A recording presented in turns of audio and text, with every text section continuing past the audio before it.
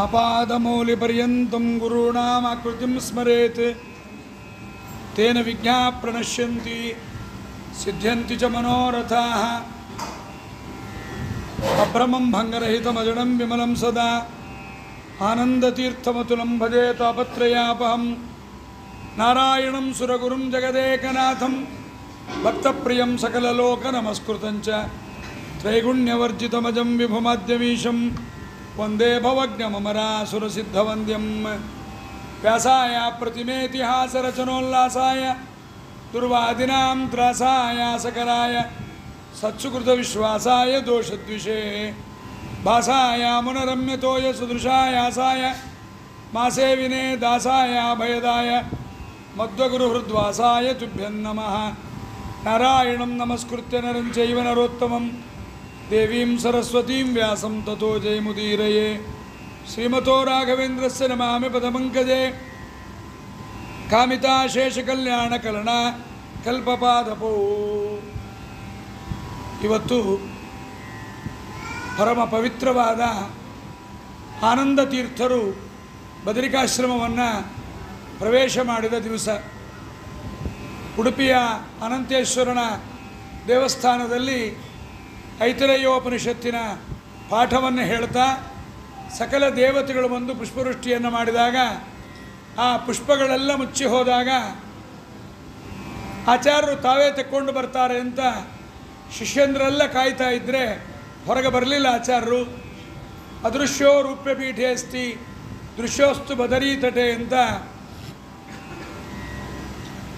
ಬದರಿಯಲ್ಲಿ ವೇದವ್ಯಾಸ ದೇವರ ಬಳಿಯಲ್ಲಿ ತಾವು ಶಾಸ್ತ್ರ ಪಾಠವನ್ನು ಓದ್ತಾ ಇದ್ದಾರೆ. ಇಂಥ ಆನಂದ ತೀರ್ಥರು ನಮಗೆ ಕೊಟ್ಟ 4 ಅಥವಾ 5 ಸಂದೇಶ. ಅವರು ಬದರಿಯಲ್ಲಿದ್ದಾಗ ವೇದವ್ಯಾಸ ದೇವರ ಬಳಿಗೆ ಹೋಗಬೇಕು ಅಂದಾಗ ಶಿಷ್ಯರಿಗೆಲ್ಲ ಗೋಪಿಚಂದನದಲ್ಲಿ ಅನಂತಮಠ ಇವತ್ತಿನ ಬದ್ರಿನಾರಾಯಣನ ದೇವಸ್ಥಾನ ಏನಿದೆ ಕೆಳಗಡೆ ಇರತಕ್ಕಂಥದ್ದೇ ಅನಂತಮಠ. ಕೆಳಗೆ ಅಂದರೆ ಅದು ಕೆಳಗಡೆನೆ, ಮತ್ತೆ ಎಲ್ಲೋ ಇವಾಗಿರೋ ಅನಂತಮಠ ಅಲ್ಲ, ಕೆಳಗಡೆನೆ ದೇವಸ್ಥಾನದ ಕೆಳಗಡೆ ಇರೋದೇ ಅನಂತಮಠ. ಅಲ್ಲಿ 4-5 ವಾಕ್ಯಗಳನ್ನು ಬರೆದಿಟ್ಟಿದ್ದಾರೆ. ನೇದೃಶಂ ಸ್ಥಳಮಲಂ ಶಮಲಗ್ನಂ. ಭಾರತ ಭೂಮಿಯಷ್ಟು ಪವಿತ್ರವಾದ ಭೂಮಿ ಮತ್ತೊಂದಿಲ್ಲ. ಅದರಲ್ಲೂ ಬದರಿಯಂತಹ ಪವಿತ್ರವಾದ ಭೂಮಿ ಮತ್ತೊಂದಿಲ್ಲ. ನಾಸ್ತಿ ತೀರ್ಥ ಸಲಿಲಸ್ಯ ಸಮಂವಾಹ. ಗಂಗಾ ನದಿಗೆ ಸಮಾನವಾದ ಪಾಪವನ್ನು ಕಳೆಯುವ ನದಿ ಮತ್ತೊಂದಿಲ್ಲ. ನಾಸ್ತಿ ವಿಷ್ಣು ಸದೃಶಂ ನನು ದೈವಂ. ಪರಮಾತ್ಮನಿಗೆ ಸಮಾನನಾದ ಸರ್ವೋತ್ತಮ ದೇವತೆ ಮತ್ತೊಬ್ಬಲ್ಲಿಲ್ಲ. ನಾಸ್ಮದುಕ್ತಿ ಸದೃಶಂ ಹಿತರೂಪಂ. ನಮ್ಮಂತೆ ಒಳ್ಳೆಯ ಮಾತನ್ನು ಹೇಳುವ ಗುರುಗಳು ಮತ್ತೊಬ್ಬರು ನಿಮಗೆ ಸಿಗುವುದಿಲ್ಲ ಎಂಬುದಾಗಿ ಹೇಳಿ ಮತ್ತೊಂದು ಮಾತನ್ನು ಬರೀತಾರೆ. ನಾವೆಲ್ಲ ಮನೆ ಬಿಟ್ಟು ಹೋಗುವಾಗ ಹೋಗಿ ಬರ್ತೀನಿ ಅಂತ ಹೇಳಬೇಕು. ಹೋಗ್ತೀನಿ ಅಂತ ಹೇಳಿದ್ರೆ ಏನ್ರಿ ಅಂತ ನಿಲ್ಲಿಸ್ತಾರೆ. ನಿಲ್ಲಿಸಿ ಹೋಗಿ ಬರ್ತೀರಾ ಅಂತ ಕೇಳಿದ್ರೆ ಹೋಗಿ ಬರ್ತೀನಿ ಅಂತ ಹೇಳಬೇಕು ಅಲ್ವಾ? ಎಷ್ಟು ಗ್ಯಾರಂಟಿ ಇದು? ಹೋಗಿ ಬರ್ತೀನಿ ಇಂದವ್ರಲ್ಲಿ ವಾಪಸ್ ಬಂದಿದ್ದಾರಾ? ಹೋಗಿ ಬರ್ತೀವಿ ಅಂದ್ರೆ ವಾಪಸ್ ಬಂದೇ ಬರ್ತೀವಾ? ಅದಕ್ಕೆ ಶ್ರೀಮದ್ ಆಚಾರ್ಯರು ದೊಡ್ಡ ಬದರಿಗೆ ಹೋಗುವಾಗ ಯಾತಿತ ಅವಧುನೈವ ಜನೋಯಂ ವ್ಯಾಸರೂಪಮಜಿತಂ ಪ್ರತಿದೃಕ್ಷು. ಪರಮಾತ್ಮನ ಮತ್ತೊಂದು ರೂಪ ವೇದವ್ಯಾಸರ ರೂಪ. ಆ ರೂಪವನ್ನು ನೋಡಲಿಕ್ಕೆ ನಾನು ಹೋಗ್ತಾ ಇದ್ದೀನಿ. ಬರುವುದು ಬಿಡುವುದು ಅವನ ಇಚ್ಛೆ. ನಾವು ಹೋಗಿ ಬರ್ತೇನೆ ಅಂದರೆ ಹೋಗುವುದಕ್ಕೂ ಬರುವುದಕ್ಕೂ ನಮ್ಮ ಸ್ವಾತಂತ್ರ್ಯ ಯಾವುದೂ ಇಲ್ಲ. ಆ ಭಗವಂತ ಬಾಂದಿದ್ದಾನೆ, ಹೋಗ್ತಾ ಇದ್ದೀನಿ. ಹೋಗು ಅಂದರೆ ಬರ್ತೀನಿ. ವೇದವ್ಯಾಸ ದೇವರನ್ನು ನೋಡ್ಲಿಕ್ಕೆ ಹೋಗ್ತಾ ಇದ್ದೀನಿ. ಹೀಗೆ ನೀವೇನಾರು ಮಾತಾಡಿದರೆ ಬರ್ರಿ ಕೂತ್ಕೊಡ್ರಿ, ಎಲ್ಲೂ ಹೋಗಬೇಡ್ರಿ ಅಂತ ಮನೆಯಲ್ಲಿ ಕೂಡಿಸ್ಬಿಡ್ತಾರೆ. ಇದು ದೇವರ ಸ್ವಾತಂತ್ರ್ಯವನ್ನು ಎಲ್ಲ ಕಾಲಗಳಲ್ಲಿ ಸ್ಮರಣೆ ಇಟ್ಟುಕೊಂಡ ಗುರುವರೆಣ್ಯರು ನಮ್ಮ ಆನಂದ ತೀರ್ಥ ಭಗವತ್ಪಾದರು. ವಿಷ್ಣು ಸರ್ವೋತ್ತಮತ್ವಂಚ ಸರ್ವದಾ ಪ್ರತಿಪಾದಯ. ಯಾವಾಗಲೂ ಪರಮಾತ್ಮನೇ ಸರ್ವೋತ್ತಮ, ಅವನನ್ನು ಬಿಟ್ಟು ಮಿಕ್ಕ ಯಾರೂ ಸರ್ವೋತ್ತಮರಲ್ಲ ಎನ್ನುವುದನ್ನು ತೋರಿಸಿಕೊಟ್ಟು ಜಗತ್ತಿಗೆ ಮಂಗಳಪ್ರದವಾದ ದ್ವೈತ ಸಿದ್ಧಾಂತವನ್ನು ಪುನರುತ್ಥಾನವನ್ನು ಮಾಡಿದ ಮಹನೀಯರು. ಅವರನ್ನು ಬರಬೇಕು ಅಂತ ಭೂಮಿಯಲ್ಲಿ ಅವತಾರ ಮಾಡಬೇಕು ಅಂತ ಪರಮಾತ್ಮ ಅಪ್ಪಣೆ ಮಾಡಿದ. ದೇವತೆಗಳೆಲ್ಲ ಪ್ರಾರ್ಥನೆ ಮಾಡಿದರು. ಅಚ್ಯುತ ಪ್ರೇಕ್ಷಾಚಾರ್ಯರು ಗುರುಗಳು ಒಳ್ಳೆಯ ಶಿಷ್ಯ ಬರಬೇಕು ಅಂತ ಪ್ರಾರ್ಥನೆ ಮಾಡಿದರು. ತಂದೆ ತಾಯಿಗಳು 12 ವರ್ಷಗಳ ಕಾಲ ಪಯೋವ್ರತವನ್ನು ಮಾಡಿ ಮಗನನ್ನು ಪಡೆದರು. ಹೀಗೆ ಒಬ್ಬ ಮಧ್ವರಾಯರ ಅವತಾರಕ್ಕೆ ಬಹಳಷ್ಟು ಜನರ ಪ್ರಾರ್ಥನೆ ಪುಣ್ಯ ಇವೆಲ್ಲವೂ ಬೇಕಾಗಿ ಬಂತು.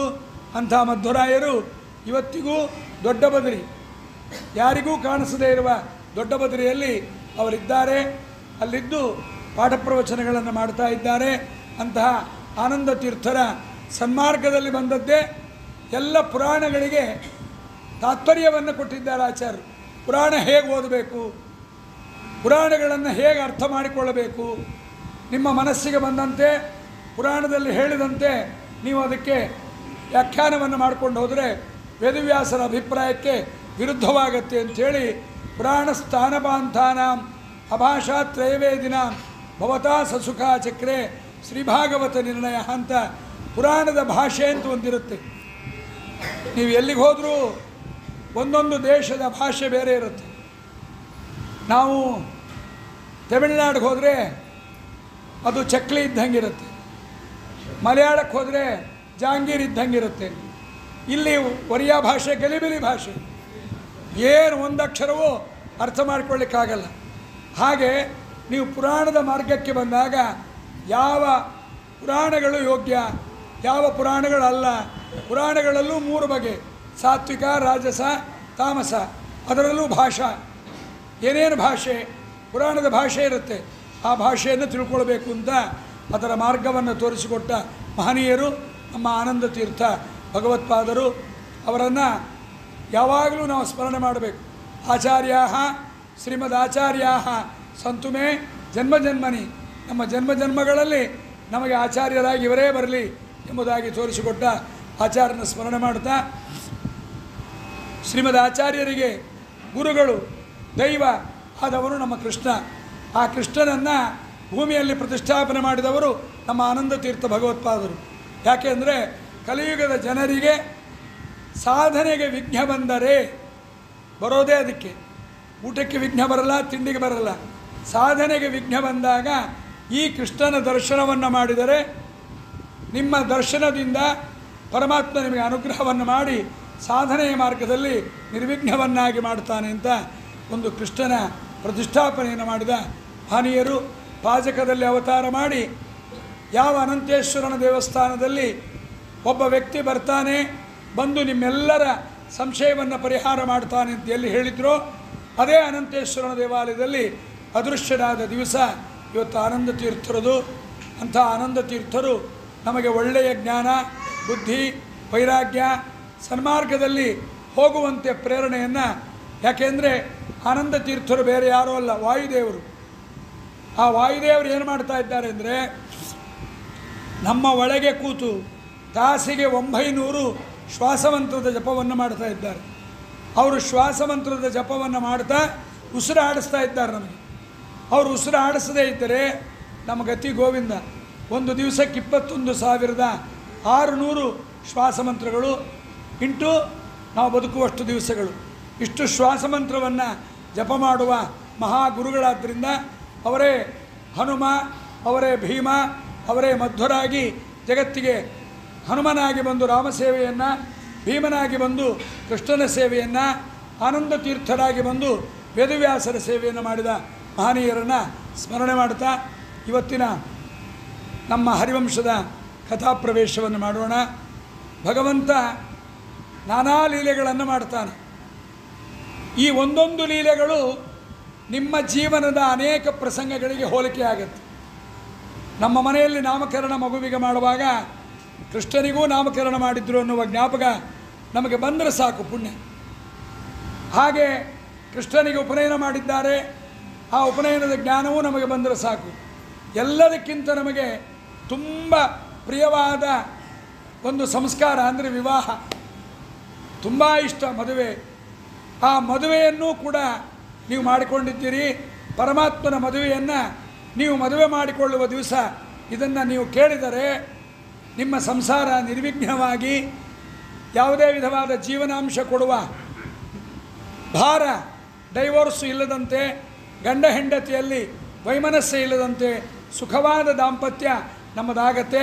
ಅದಕ್ಕಾಗಿ ಪರಮಾತ್ಮನ ಮತ್ತು ರುಕ್ಮಿಣಿಯರ ವಿವಾಹ ಕಲ್ಯಾಣವನ್ನು ನಮಗೆ ಹೇಳಿಕೊಡ್ತಾ ಇದ್ದಾರೆ. ಇದು ಸತ್ಯಭಾಮೆಯ ಮದುವೆ ಆಗೋಗಿತ್ತು, ನೀಲಾದೇವಿಯ ಮದುವೆಯಾಗಿತ್ತು. ಕೃಷ್ಣನ ಮೇಲೆ ಒಂದು ಅಪವಾದ ಬಂದಿತ್ತು, ಸಮಂತಕಮಣಿಯನ್ನು ಕೃಷ್ಣ ಕದ್ದೇ ಬಿಟ್ಟಿದ್ದಾನೆ ಅಂತ. ಏನೋ ಕೇಳಿದ್ದ, ಈ ಐಫೋನು ಎಷ್ಟು ಮೆಗಾಪಿಕ್ಸೆಲ್ಲು, ಎಷ್ಟು GB ಇದೆ ಅಂತ. ಕಳ್ಳತನ ಆದರೆ ಅವತ್ತು ಅವ್ರು ಕೇಳಿದ್ರು, ಅವರೇ ಕಳ್ಳತನ ಮಾಡಿರಬೇಕು ಅಂದರೆ ಏನಾಗಬೇಡ. ಕೃಷ್ಣ ಕೇಳಿದ್ದ ಸಮಂತಕಮಣಿಯನ್ನು. ಪ್ರತಿನಿತ್ಯ 8 ಮಣ ಭಾರ ಬಂಗಾರವನ್ನು ಕೊಡ್ತಾ ಇತ್ತು. ಅದು ಒಳ್ಳೆ ಚೆನ್ನಾಗಿತ್ತು. ಕೃಷ್ಣ ಕೇಳಿದ್ದ, ಸತ್ರಾಜಿತ್ ರಾಜ ಕೊಟ್ಟಿರಲಿಲ್ಲ. ಮುಂದೆ ಪ್ರಸೇನಜಿತ್ ರಾಜ ಕೊರಳಲ್ಲಿ ಹಾಕ್ಕೊಂಡು ಹೋಗಿದ್ದ. ಅವನನ್ನು ಸಿಂಹ ಕೊಂದುಬಿಡ್ತು. ಸಿಂಹನನ್ನು ಕರಡಿ ಕೊಲ್ತು. ಕರಡಿ ಅದನ್ನು ತೊಗೊಂಡು ಹೋಗಿ ಆ ಗುಹೆಯಲ್ಲಿ ಇಟ್ಕೊಂಡಿದ್ದ. ನಾವೆಲ್ಲ ಹೋಗಿದ್ವಿ ದ್ವಾರಕಕ್ಕೆ. ಹೋದಾಗ ಆ ಜಾಂಬುವಂತನ ಗುಹೆಗೆ ಹೋಗಿದ್ವಿ. ಅಲ್ಲಿಂದ ಕೃಷ್ಣ ಹುಡುಕೊಂಡು ಹೋಗ್ತಾ ಇದ್ದಾಗ ಆ ಗುಹೆಯಿಂದ ಶಬ್ದ ಕೇಳಿಸ್ತಂತೆ, ಸಿಂಹಪ್ರಸೇನಮವಧೀತ್ ಸಿಂಹೋ ಜಾಂಬವತಾ ಹತಃ ಸುಕುಮಾರಕ ಮಾರೋದೀಹಿ ತವ ಕೇಶಸ್ಯ ಮಂತಕಃ ಅಂತ ಆ ಸಮಂತಕಮಣಿ ಬಂದ ಕಥೆಯನ್ನು ಒಬ್ಬ ಹುಡುಗಿ ಆ ಗುಹೆಯಿಂದ ಹೇಳ್ತಾ ಇದ್ದಾಳೆ. ಸಿಂಹ ಪ್ರಸೇನಜಿತ್ ರಾಜನನ್ನು ಕೊಲ್ತು. ಪ್ರಸೇನಜಿತ್ ರಾಜನನ್ನು ಜಾಂಬುವಂತ ಕೊಂದ. ಜಾಂಬುವಂತ ಇದನ್ನು ತಂದಿದ್ದಾನೆ, ಸಿಂಹವನ್ನು ಜಾಂಬುವಂತ ಕೊಂದಿದ್ದಾನೆ, ಪ್ರಸೇನಜಿತ್ ರಾಜನನ್ನು ಸಿಂಹ ಕೊಂದಿದ್ದಾನೆ, ಇದು ನಮ್ಮದೇ, ಚಿಂತೆ ಮಾಡಬೇಡ ಅಂತ ಅದನ್ನು ಹೇಳ್ತಾ ಇದ್ದಾಗ ಕೃಷ್ಣ ಕೇಳಿಸಿಕೊಂಡ. ಇಲ್ಲೇ ಇದೆ ಸಮಂತಕಮಣಿ ಅಂತ ಒಳಗೆ ಹೋಗಿ ಜಾಂಬುವಂತನ ಜೊತೆಗೆ ಅವನು ಯಾವಾಗಿನವನು 24ನೇ ತ್ರೇತಾಯುಗದವನು, ಕೃಷ್ಣ 28ನೇ ದ್ವಾಪರ ಯುಗದವನು. ಯುದ್ಧ ಮಾಡಿ ಭಾಳ ದಿವಸ ಯುದ್ಧ ಮಾಡಿದ. 21 ದಿವಸ ಆಯಿತು, ಕೃಷ್ಣ ಬರಲಿಲ್ಲ. ಹೋಗೇ ಬಿಟ್ಟ ಅಂತ ಯಾದವರೆಲ್ಲ ಬಂದು ಉದ್ದಿನಬೇಳೆ ನೆನೆ ಹಾಕಿ ವಡೆ ಮಾಡ್ಕೊಂಡು ತಿಂದೇ ಬಿಟ್ರು. ಇದು ಲೋಕದ ರೂಢಿ. ಶ್ರಾದ್ದ ಮಾಡೇ ಬಿಟ್ರಂತೆ ಕೃಷ್ಣಂದು, ಹರಿವಂಶ ಹೇಳುತ್ತೆ. ಕೊನೆಗೆ ಪರಮಾತ್ಮ ಜಾಂಬುವಂತನ ಬಲವನ್ನು ಜಗತ್ತಿಗೆ ತೋರಿಸಲಿಕ್ಕೆ, ಭಾಳ ಬಲವಂತ ಜಾಂಬುವಂತ, ರಾಮನ ಸೇವೆ ಮಾಡಿದವನು. ಅಂಥ ಜಾಂಬುವಂತನ ಬಲವನ್ನು ತೋರಿಸಿ ಕೊನೆಗೆ ಒಂದು ಗುದ್ದುತ್ತಾನೆ. ಆ ಗುದ್ದಿನ ನೋವನ್ನು ತಾಳಲಾರದೆ ಜಾಂಬುವಂತ ರಾಮ ಅಂತ ಕೂಗ್ತಾನೆ. ಆವಾಗ ಕೃಷ್ಣ ತಾನೇ ರಾಮ ಅನ್ನುವ ರೂಪವನ್ನು ತೋರಿಸ್ತಾನೆ. ಜಾಂಬುವಂತನಿಗೆ ಬಹಳ ಆನಂದ ಆಗುತ್ತೆ. ಸ್ವಾಮಿ ನಿನ್ನ ರೂಪ ನೋಡಿದೆ, ಭಾಳ ಆನಂದ ಆಯಿತು ಅಂತ ನಮಸ್ಕಾರ ಮಾಡಿ, ಸ್ವಾಮಿ ಬಂದದ್ದೇನು ಅಂತ. ಇದು ನಮ್ಮದು ಸಮಂತಕಮಣಿ, ನಿಮ್ಮ ಮನೇಲಿ ತೊಗೊಂಡು ಬಂದು ಇಟ್ಕೊಂಡ್ರೆ ಗತಿ ಏನು, ಕೊಡು ಅಂತ ಕೇಳಿದಾಗ, ಸ್ವಾಮಿ ಒಂದೇ ಮಣಿ ಕೊಡಲ್ಲ 2 ಮಣಿ ಕೊಡ್ತೀನಿ ಇಂದ. ಒಂದು ಸಮಂತಕಮಣಿ, ಒಂದು ಕನ್ಯಾಮಣಿ. ಅವನ ಮಗಳು ಜಾಂಬವತಿ ಅಂತ. ಇವತ್ತು ನೀವೆಲ್ಲ ಏನು ತುಳಸಿ ಪೂಜೆಯನ್ನು ಮಾಡ್ತೀರಿ, ಆ ಜಾಂಬವತಿ ಬೇರೆ ಯಾರಲ್ಲ, ಅದೇ ತುಳಸಿಯೇ ಜಾಂಬವತಿ ಆಗಿದ್ದಾಳೆ. ಅವಳನ್ನು ಕೊಟ್ಟು ಮದುವೆ ಮಾಡಿ ಕಳಿಸ್ತಾನೆ. ಸತ್ರಾಜಿತ್ ರಾಜನಿಗೆ ನಾಚಿಕೆ ಆಗಿಬಿಡುತ್ತೆ. ಕೃಷ್ಣನ ಮೇಲೆ ಅನ್ಯಾಯವಾಗಿ ಅಪವಾದ ಹಾಕಿಬಿಟ್ಟೆ ಅಂಥೇಳಿ ತನ್ನ ಮಗಳನ್ನು ಕೊಟ್ಟು ಮದುವೆ ಮಾಡ್ತಾನೆ. ಇದೆರಡೂ ಆದಮೇಲೆ ಜರಾಸಂಧನ ಜೊತೆಗೆ ಯುದ್ಧವನ್ನು ಮಾಡಿ ಮಾಡಿ ಮಾಡಿ ಮಾಡಿ 23 ಬಾರಿ ಪರಮಾತ್ಮ ಯುದ್ಧ ಮಾಡಿ ಶತ್ರು ಪ್ರಬಲನಾಗಿದ್ದಾಗ ಏನು ಮಾಡಬೇಕು ಅಂತ ಪರಮಾತ್ಮ ದ್ವಾರಕಾನಗರವನ್ನು ನಿರ್ಮಾಣ ಮಾಡ್ತಾನೆ. ಇವತ್ತಿನ ಆಧುನಿಕರೆಲ್ಲ ಬರೀತಾರೆ, ದೇವರಿರಲಿಲ್ಲ, ಕೃಷ್ಣ ಅನ್ನೋದು ಕಲ್ಪನೆ, ರಾಮ ಅನ್ನೋದು ಕಲ್ಪನೆ. ನಾವು ಹೇಳ್ತೀವಿ, ನಿಮ್ಮ ಅಪ್ಪ ಕಲ್ಪನೆ, ನಿಮ್ಮ ತಾತ ಕಲ್ಪನೆ, ನೀನೊಬ್ಬನೇ ಹಾಗೆ ಗುಂಡ್ರಗೋವಿ ಬಂದಿದ್ದೀಯಾ? ನಮಗೆ ಹಳೇದು ಗೊತ್ತಿಲ್ಲದ ಮಾತ್ರಕ್ಕೆ. ಅದಕ್ಕೆ R.G. ರಾವ್ ಅನ್ನೋರು ಸಮುದ್ರದ ಒಳಗಡೆ ಹೋಗಿ ಕೃಷ್ಣನ ದ್ವಾರಕಾಪಟ್ಟಣ, ಇವತ್ತಿಗೂ ನೀವು ಯೂಟ್ಯೂಬಲ್ಲಿ ಹಾಕಿದರೆ ದ್ವಾರಕಾನಗರ ಇನ್ ಸಿ ಅಂತ ಹಾಕಿದರೆ ಎಲ್ಲ ಬಂಗಾರ. ಹೋದವರಿಗೆ ಯಾರಿಗೂ ತುಂಡು ಬಂಗಾರ ಸಿಗ್ತಿಲ್ಲ. ದೇವರ ಮಾಯೆ ಅದು. ಆ ಇಡೀ ಊರು ಬಂಗಾರವನ್ನಾಗಿ ಕಟ್ಟಿದ್ದ. ಆ ಊರಲ್ಲಿ ಕೃಷ್ಣ ಇದ್ದ ಸಂದರ್ಭದಲ್ಲಿ ಭೀಷ್ಮಕರಾಜನ ಮಗಳು ರುಕ್ಮಿಣಿ ಪತ್ರವನ್ನು ಬರೀತಾಳೆ. ಆ ಪತ್ರವನ್ನು ಓದಿ ಕೃಷ್ಣ ಮದುವೆಗೆ ಬಂದ ಅಂತ ಭಾಗವತ ಕಥೆ. ಆದರೆ ಹರಿವಂಶದಲ್ಲಿ ಪತ್ರ ಬರೆದದ್ದಿಲ್ಲ, ಸ್ವಯಂವರದ ಘೋಷಣೆ ಆಗಿತ್ತು. ಆ ಸ್ವಯಂವರದ ಘೋಷಣೆ ಆದಾಗ ಕೃಷ್ಣನೂ ಬಂದಿದ್ದ, ಒಳ್ಳೆಯ ಹುಡುಗಿ. ನಾರದರು ಬಂದು ಹೇಳಿದ್ರಂತೆ, ರುಕ್ಮಿಣಿಯ ರೂಪವನ್ನು ನಾರದರು ಕೃಷ್ಣನಿಗೆ ಹೇಳಿದರು, ಕೃಷ್ಣನ ರೂಪವನ್ನು ರುಕ್ಮಿಣಿಗೆ ಹೇಳಿದರು ನಾರದರು. ರುಕ್ಮಿಣಿ ಮದುವೆ ಆದರೆ ಅವನನ್ನೇ ಮದುವೆ ಆಗಬೇಕು ಅಂತ ನಿಶ್ಚಯ ಮಾಡಿಕೊಂಡಿದ್ಲು. ಹೀಗಿರುವ ಸಂದರ್ಭದಲ್ಲಿ ನಮ್ಮ ಪರಮಾತ್ಮ ತಾನು ಸ್ವಯಂವರಕ್ಕೆ ಬಂದ. ಸ್ವಯಂವರಕ್ಕೆ ಬಂದರೆ ಕೃಷ್ಣ ಅಯೋಗ್ಯ, ಅವನು ರಾಜನಲ್ಲ, ಹಸುವಿನ ಸಗಣಿ ಎತ್ತೋನು, ಅವರು ಗೊಲ್ಲರು, ಅವರಿಗೆ ಸಿಂಹಾಸನ ಕೊಡಬಾರದು ಅಂತ ನಿಶ್ಚಯ ಮಾಡಿದ್ರಂತೆ. ಇದನ್ನು ಭೀಷ್ಮಕ ರಾಜನ ತಮ್ಮಂದಿರು ಅವರು ಬಂದು ಹೇಳಿದಂತೆ, ಕೃಷ್ಣ ಹೀಗಾಗಿದೆ ಅಂತ. ಸರಿ, ನಾವು ವ್ಯವಸ್ಥೆ ಮಾಡ್ಕೋತೀವಿ ಇಂದ. ಅಷ್ಟೊತ್ತಿಗೆ ಇಂದ್ರ ಬಂದು ಯಾರ್ಯಾರು ಸಿಂಹಾಸನ ಕೊಡಲ್ಲ ಅಂದಿದ್ರು ಅವರೆಲ್ಲರನ್ನ ಕರೆದು ಕೂಡಿಸಿ ಸ್ವರ್ಗದ ಸಿಂಹಾಸನವನ್ನು ತಂದು ಹಾಕಿ ಆ ಸಿಂಹಾಸನದಲ್ಲಿ ಕೃಷ್ಣನನ್ನು ಕೂಡಿಸಿ, ನೀವೆಲ್ಲ ಬರೀ ಭೂಲೋಕದ ಮಾಂಡಲಿಕ ರಾಜರು, ನಮ್ಮ ಕೃಷ್ಣ ಜಗದೊಡೆಯ, ಇಡೀ ಜಗತ್ತಿಗೆ ಅವನ ಒಡೆಯ ಅಂಥೇಳಿ ಅಭಿಷೇಕವನ್ನು ಮಾಡಿ ಇಂದ್ರ ಹೇಳಿದ, ಯಾರು ಕೃಷ್ಣನ ಈ ಅಭಿಷೇಕಕ್ಕೆ ಬರೋದಿಲ್ಲವೋ ಅವರಿಗೆ ಗರುಡನ ರೆಕ್ಕೆಯಿಂದ ಹೊಡೆಸ್ತೀನಿ ಅಂತ.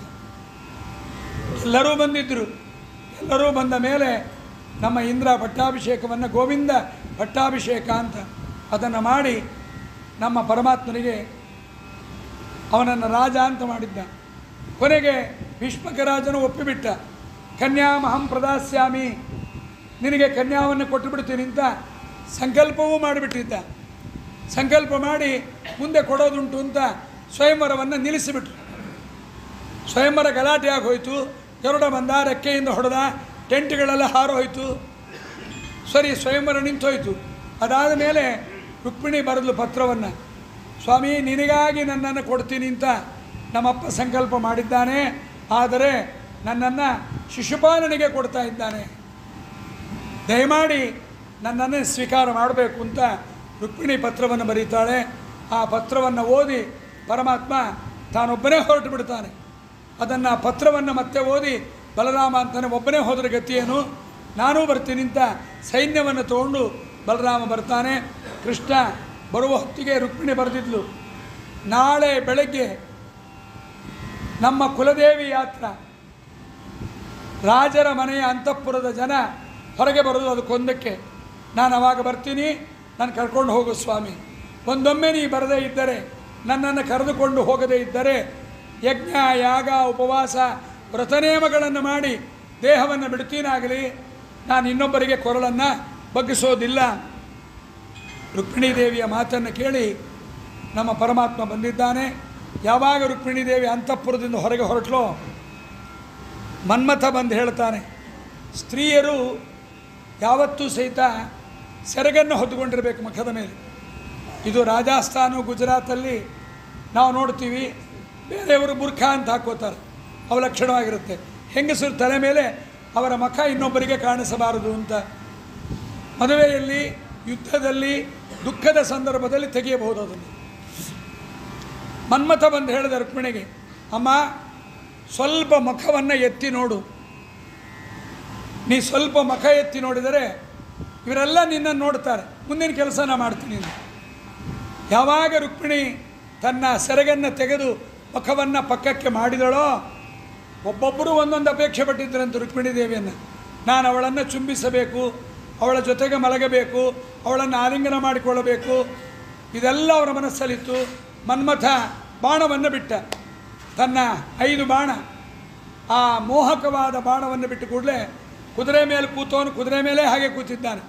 ಏನು ನಡೀತಾ ಇದೆ ಗೊತ್ತಿಲ್ಲ, ಕೆಳಗೆ ಬಿದ್ದಿದ್ದಾರೆ ಎಷ್ಟೋ ಜನ. ಕೃಷ್ಣ ಬಂದು ರುಕ್ಮಿಣಿಯನ್ನು ಸ್ವೀಕಾರ ಮಾಡಿಕೊಂಡು ಹೋದ ಅನ್ನುವುದನ್ನು ಕೇಳಿ ರುಕ್ಮಿ, ಕೃಷ್ಣನ ನಮ್ಮ ರುಕ್ಮಿಣಿಯ ಅಣ್ಣ, ಅವನಂತಾನೆ, ಅಹತ್ವ ಕೃಷ್ಣನನ್ನು ಕೊಲ್ಲದೆ ರುಕ್ಮಿಣಿಯನ್ನು ತರದೆ ಕುಂಡಿನಂನ ಪ್ರವೇಕ್ಷಾಮಿ, ಕುಂಡಿನಪುರಕ್ಕೆ ನಾನು ಪ್ರವೇಶ ಮಾಡೋದಿಲ್ಲ. ದೇವರನ್ನ 2 ನಿಜ ಆಗಲ್ಲ, 1 ನಿಜ ಆಗತ್ತೆ. ನನ್ನನ್ನು ಕೊಲ್ಲುವುದಾಗುವುದಿಲ್ಲ, 2ನೇದಾಗಿ ರುಕ್ಮಿಣಿಯನ್ನು ತರುವುದಾಗೋದಿಲ್ಲ, 3ನೇದ್ದು ಕುಂಡಿನಪುರಕ್ಕೆ ಒಳಗೆ ಬರೋದು ಆಗೋದಿಲ್ಲ, ನೀವು ಹೊರಗೆ ಬಿದ್ದಿರು ಅಂತ ಪರಮಾತ್ಮ ರುಕ್ಮನನ್ನು ಹಿಡಿದು ಆ ರುಕ್ಮಿಯನ್ನು 5 ಕಡೆ ತಲೆ ಬೋಳಿಸಿಬಿಡ್ತಾನೆ.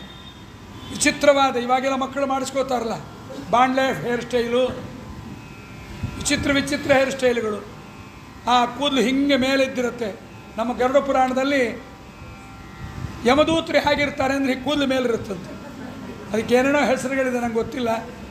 ಅದು ಕೂದಲು ಮೇಲುಗಡೆ ನಿಮಿರ್ಕೊಂಡಿದ್ರೆ ಅದು ಯಮದೂತರ ಲಕ್ಷಣ. ಕೆಳಗಡೆ ಮಾತ್ರ ಕಟಿಂಗ್ ಮಾಡಿಸ್ಕೋತಾರೆ, ಅರ್ಧ ಮಾತ್ರ. ಯಾವನೋ ಕೇಳ್ದ, ಪೂರ್ತಿ ದುಡ್ಡು ಕೊಟ್ಟಿಲ್ವ ಹಜಾಮಂಗೆ, ಅದಕ್ಕೆ ಅರ್ಧ ಮಾಡಿದ್ದಾನೆ ಅಂತ. ಯಾವುದೂ ಕೂಡ ಕೇಶ ವಿನ್ಯಾಸ ಚೆನ್ನಾಗಿರಬೇಕು. ಹಾಗಾಗಿ ಪಂಚಚೂಡ ಮಾಡಿ ರುಕ್ಮಿಣಿಯನ್ನು ಪರಮಾತ್ಮ ಕಳಿಸಿಬಿಟ್ಟಿದ್ದಾನೆ. ಮುಂದೆ ಪರಮಾತ್ಮ ರುಕ್ಮಿಣಿಯನ್ನು ತಂದ ಮೇಲೆ ಸಂಹಾರ ಮಾಡಬೇಕು ಅಂತಲೇ ಹೋಗಿದ್ದ ರುಕ್ಮಿಣಿಯನ್ನು. ಆದರೆ ರುಕ್ಮಿಣಿ ಹೇಳಿದ್ಲು, ಸ್ವಾಮಿ ನಾ ಬರುವಾಗಲೇ ಮೈಲಿಗೆ ಜೊತೆಗೆ ಬಂದೆ, ಅಶೌಚದ ಜೊತೆಗೆ ಬಂದೆ ಅಂತ ಆಗಬಾರ್ದು, ಹಾಗಾಗಿ ಬಿಟ್ಬಿಡು ನಮ್ಮ ಅಣ್ಣನನ್ನು ಅಂತ ಪರಮಾತ್ಮ ರುಕ್ಮಿಣಿಯನ್ನು ಬಿಟ್ಟಿದ್ದಾನೆ. ಮದುವೆಗೆ ಬಂದ ಮೇಲೆ ಇಲ್ಲೇನಾಗಿದೆ ಅಂದರೆ, ರುಕ್ಮಿಣಿಗೆ ಬೇಜಾರಾಗಬಾರ್ದು. ಹೆಣ್ಣಿನ ಕಡೆಯವರು ಯಾರೂ ಇಲ್ಲ. ಕನ್ಯಾ ಕಾಯಿ ಹಿಡ್ಕೊಂಡಿದ್ಲು, ಕನ್ಯಾ ಬಂದಿದ್ಲು. ಅದಕ್ಕೆ ರುಕ್ಮಿಣಿಗೆ ಬೇಜಾರಾಗಬಾರ್ದು ಅಂತ ಯಾದವರೇ ಕೆಲವರು ಹೆಣ್ಣಿನ ಕಡೆ ಕೂತ್ಕೊಂಡ್ರು, ಯಾದವರೇ ಕೆಲವರು ಗಂಡಿನ ಕಡೆ ಕೂತ್ಕೊಳ್ತಾರೆ. ಈ ಲಗ್ನಪತ್ರಿಕೆ ಮಾಡೋದು ಅಂತ ಒಂದು ಪದ್ಧತಿ ಇದೆ. ಏನೇನು ಕೊಡ್ತಾರೆ, ಏನೇನು ಮಾಡಬೇಕು ಅಂತ ಕೆಲವರು ಪಬ್ಲಿಕ್ಕಾಗಿ ಓದ್ತಾರೆ. ಕೆಟ್ಟ ಸಂಸ್ಕಾರ. ವಾಚ್ ಕೊಡಬೇಕು, ಸ್ಕೂಟ್ರ್ ಕೊಡಬೇಕು, ಫ್ರಿಜ್ ಕೊಡಬೇಕು. ಇವತ್ತಿಗೂ ನೀವು ತಮಿಳ್ನಾಡಲ್ಲಿ ನೋಡ್ಬೋದು, ಅಳಿಯನಿಗೆ ಕೊಡೋದನ್ನು ನೂರಾರು ಜನ ಹೊತ್ಕೊಂಡು ಮೆರವಣಿಗೆ ಮಾಡ್ಕೊಂಡು ಅವ್ರ ಮನೆಗೆ ಹೋಗ್ತಾರೆ. ಕೆಟ್ಟ ಸಂಪ್ರದಾಯ. ವರನ ಮನೆಯಿಂದ ವಧೂ ಮನೆಯಿಂದ ಬರುವಾಗ ಸಾಲಂಕೃತಳಾಗಿ ಅಪ್ಪರ ಮನೆಯಲ್ಲಿ ಏನಾದರೂ ಬೆಳ್ಳಿ ಬಂಗಾರ ಇದ್ದರೆ ಕೊಡಬಹುದು, ಕೊಡಲೇಬೇಕು, ಸಾಲ ಮಾಡಿಯೇ ಕೊಡಬೇಕು ಅನ್ನುವುದು ಮೂರ್ಖ ಸಂಪ್ರದಾಯ. ಕನ್ಯಾವನ್ನು ಹಾಗೆ ಪೀಡಿಸಿ, ಕನ್ಯೆಯ ತಂದೆ ತಾಯಿಯನ್ನು ಪೀಡಿಸಿ ಅದನ್ನು ಯಾವತ್ತಿಗೂ ಮಾಡಬಾರದು. ಹಾಗಾಗಿ ನಮ್ಮ ರುಕ್ಮಿಣಿಯನ್ನು ಕೂಡಿಸಿ ಹೆಣ್ಣಿನ ಕಡೆಯವರು ಗಂಡಿನ ಕಡೆಯವರಿಗೆ ಕೆಲವೊಂದು ರೂಲ್ಸ್ ಹೇಳ್ತಾರೆ, ಭಾಳ ಚೆನ್ನಾಗಿದೆ. ಅವರು ಗಂಡಿನ ಕಡೆಯವರು ಹೇಳ್ತಾರೆ, ಹೆಣ್ಣಿನ ಕಡೆಯವರು ಹೇಳ್ತಾರೆ, ನಮ್ಮ ಹುಡುಗಿಯ ಕೈಯಲ್ಲಿ ಆರ್ಯಸ್ವಭಾರ್ಯಾಂ ಯದಿ ಭಾರ ಕಾರ್ಯೇ ನೈವೋಪದಿಶ್ಯಾತ್ ನ ಪುನಃ ಕದಾಪಿ. ನಮ್ಮ ಹುಡುಗಿಯ ಕೈಯಲ್ಲಿ ಭಾರದ ಕೆಲಸ ಮಾಡಿಸಬಾರ್ದು. ಹುಡುಗನ ಕಡೆಯವರು ಕೇಳಿದ್ರು, ಪ್ಲೀಸ್ ಎಕ್ಸ್ಪ್ಲೈನ್ ಮೀ ಅಂದರು. ಏನು ಭಾರದ ಕೆಲಸ? ಒಗೆಯೋದು, ಕುಟ್ಟೋದು, ಬೀಸೋದು, ರುಬ್ಬೋದು, ಇದೆಲ್ಲ ಆಟೋಮೆಟಿಕ್ ಮಿಷನ್ ಇರಬೇಕು. ಕಸ ಕೂಡ ನಮ್ಮ ಹುಡುಗಿ ಗುಡಿಸಲ್ಲ. 50,000 ರೂಪಾಯಿ ಕೊಟ್ಟರೆ ಒಂದು ತಟ್ಟೆ ಬರುತ್ತೆ ಇಷ್ಟಗಲದ್ದು, ಗುಳು ಗುಳು ಗುಳು ಗುಳು ಗುಳು ಗುಳು ಮನೆಯೆಲ್ಲ ಓಡಾಡಿಕೊಂಡು ತಿರ್ಗಾ ನೀರು ತುಂಬಿಕೊಂಡು ರಿಮೋಟ್ ಕಸ ಬಳಸೋದು. ಅದಿದೆಯಾ ನಿಮ್ಮ ಮನೆಯಲ್ಲಿ? ಹಾಂ ಇದೆ. ವಾಕ್ಯೂಮ್ ಕ್ಲೀನರ್ ಇದೆಯಾ? ಇದೆ. ರುಬ್ಬೋ ಮಿಷನ್ನು ಇದೆ, ಎಲ್ಲ ಇದೆ. ಹಾಗಾದ್ರೆ ಮುಂದೇನು ಹೇಳ್ರಿ? ನಮ್ಮ ಹುಡುಗಿಯನ್ನಲ್ಲದೆ ಬೇರೊಂದು ಮದುವೆ ಆಗಬಾರ್ದು. ಕೃಷ್ಣ ಅಂದ ಇದಾಗಲ್ಲ ಅಂತ. ಈಗಿನ್ನೂ 16,100 ಮದುವೆ ಬಾಕಿ ಇದೆ, ಇದಾಗಲ್ಲ ಅಂದ. ಹಾಗಾದ್ರೆ ಯಾರನ್ನೇ ಮದುವೆ ಆಗು, ನಮ್ಮ ಹುಡುಗಿಯೇ ಪಟ್ಟದ ರಾಣಿಯಾಗಿರಬೇಕು. ಏನಂತೆ? ತಥಾಸ್ತು. ಆಮೇಲೆ ಅವ್ರು ಹೇಳ್ತಾರೆ, ನೀನು ಎಲ್ಲೇ ಹೋದರೂ ನಮ್ಮ ಹುಡುಗಿ ಜೊತೆಗೆ ಹೋಗಬೇಕು. ನೀ ಮಾಲಲ್ಲಿ ಹೋದರೆ, ಏರೋಪ್ಲೇನಲ್ಲಿ ಬಂದರೆ ಆ ಏರ್ ಹೋಸ್ಟೆಸ್ಸನ್ನು ಹಿಂಗೆ ಜೊಲ್ ಬಿಟ್ಕೊಂಡು ನೋಡ್ತಾ ಇರಬಾರ್ದು. ಗೊತ್ತಾಯ್ತಾ? ನಮ್ಮ ಹುಡುಗಿನೇ ನೋಡಬೇಕು. ಅಲ್ಲ ಕೃಷ್ಣ, ಆ ಏರ್ ಹೋಸ್ಟೆಸ್ ಅವ್ರು ಓಡಾಡ್ತಿರ್ತಾರೆ, ಅವರು ನೋಡದೇ ಇದ್ರೆ ಹೇಗಾಗತ್ತಮ್ಮ? ಅಲ್ಲಿ ನಿನಗೆ ಏನೇನು ಕೆಲಸ ಮಾಡಬೇಕೋ ಎಲ್ಲ ಕೆಲಸಗಳಲ್ಲೂ ನಮ್ಮ ಹುಡುಗಿ ಇರ್ತಾಳೆ. ಇದನ್ನು ಪುರಂದರದಾಸರಂತಾರೆ, ಛತ್ರ ಚಾಮರ ವ್ಯಜನ ಪರ್ಯಂಕ ಪಾತ್ರ ರೂಪದಲ್ಲಿ ನಿಂತು ನಿತ್ಯ ತೃಪ್ತನಾದ ಹರಿಯ ನಿತ್ಯ ಸೇವೆ ಮಾಡುತ್ತಿಹಳು. ನಿತ್ಯ ತೃಪ್ತ ನಮ್ಮ ಭಗವಂತ, ಅವನ ಸೇವೆಯನ್ನು ರುಕ್ಮಿಣಿ ಮನೆಯ ಎಲ್ಲ ಕೆಲಸಗಳನ್ನು ತಾನೇ ಮಾಡ್ತಾಳಂತೆ. ಕೋಟಿ ಕೋಟಿ ಭೃತ್ಯರಿರಲು ಹಾಟಕಾಂಬರನ್ನ ಸೇವೆ ಸಾಟಿ ಇಲ್ಲದೆ ಮಾಡಿ ಪೂರ್ಣ ನೋಟದಿಂದ ಸುಖಿಸುತ್ತಿಹಳು ಅಂತ ರುಕ್ಮಿಣಿಗೆ ಎಲ್ಲ ಹೇಳ್ತಾರೆ. ನಮ್ಮ ಹುಡುಗಿನ ಬಿಟ್ಟು ಬೇರೆ ಮದುವೆ ಆಗಬಾರ್ದು. ಆಮೇಲೆ ಕೃಷ್ಣ ಹುಡುಗಿನ ಕಳಿಸು ಅಂದರೆ, ನಾಳೆ ಬಾ, ನಾಡಿದ್ದು ಬಾ, ಇವತ್ತು ಮುಹೂರ್ತ ಸರಿ ಇಲ್ಲ, ನಾವು ಪೂರಿಗೆ ಹೋಗ್ತೀವಿ, ನಾವು ಜಗನ್ನಾಥಕ್ಕೆ ಹೋಗ್ತೀವಿ, ದ್ವಾರಕಾಕ್ಕೆ ಹೋಗ್ತೀವಿ, ಹುಡುಗಿನ ಕರ್ಕೊಂಡು ಹೋಗ್ತೀವಿ, ಇದೆಲ್ಲ ಹೇಳಬಾರ್ದು. ಸಂದೇಶ ಮಾತ್ರ ಅಭಿವೀಕ್ಷ ಹರೇರ್ ಗೃಹಂನಃ. ನಮ್ಮ ಬರೀ ಮಿಸ್ಕಾಲ್ ಕೊಡ್ತೀವಿ, ನಾವು ಮೆಸೇಜು ಮಾಡಲ್ಲ. ಮಿಸ್ಕಾಲ್ ಕೊಟ್ಟರೆ ನಮ್ಮ ಹುಡುಗಿಯನ್ನು ಕಳಿಸ್ಬೇಕು. ಬಂದೂನು ಸ್ಮರಿಷ್ಯಸಿ. ನಾವು ಹೆಣ್ಣಿನ ಬೀಗರು ಬಂದರೆ ತುಂಬ ಅಸಡ್ಡೆ, ಕಾಲು ಲೋಟ ಕಾಫಿ ಕೊಡೋದು, ಇಷ್ಟೇ ಚಟ್ನಿ ಹಾಕಿ 2 ಇಡ್ಲಿ ಹಾಕೋದು, ಇವೆಲ್ಲ ಮಾಡಬಾರ್ದು. ನಾವು ಬಂಧುಗಳು ಯಾವಾಗ ಬಂದರೂ ರೇಷ್ಮೆ ಸೀರೆ, ರೇಷ್ಮೆ ಮಗಟವೇ ಕೊಡಬೇಕು. ಗೊತ್ತಾಯ್ತಾ?